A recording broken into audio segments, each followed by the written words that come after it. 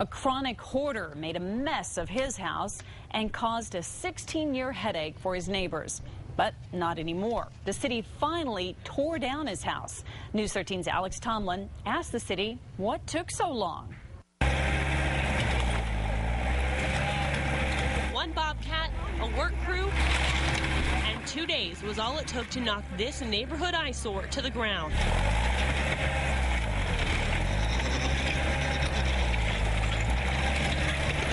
Neighbors who didn't want to go on camera out of fear of the homeowner, who's been known to be aggressive, described the chronic problems. It hasn't had water for 56 years. He was a hoarder, and the city's cleaned the property. A fridge of rotting food and a cot on the roof were some of the last items still in the home. The neighbors say the man would sleep on the roof in the summer.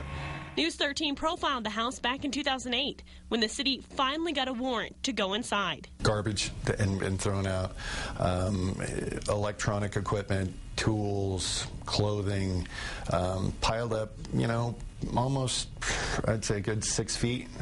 There were paths to the kitchen. You couldn't see the kitchen floor, couldn't see countertops. This wasn't the first time the city has dealt with the homeowner. We've been dealing with him for years. The city had cleaned up the pigsty over and over again over the past 16 years. Probably 9, 10 times. Only to have the elderly man fill the home back up with junk. Neighbors didn't think this day would ever come. It should not have taken this long. What took so long? We have to build a case in order to take it to a judge. We have to show that proper notification went out, and they have just failed to comply. Not only was this lengthy, but it was very expensive. Just one of the things that kept the home from being torn down earlier.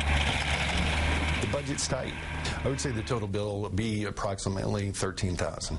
The city footed the bill for the cleanup, but when the property is sold, the city will get its money back.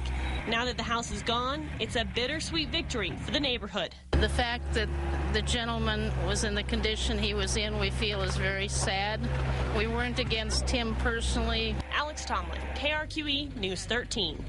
That homeowner has moved to another part of the city. City officials say they have had chronic complaints against about 10 houses, and about 100 are under review for demolition because of safety hazards. Well, what do you do if you're in a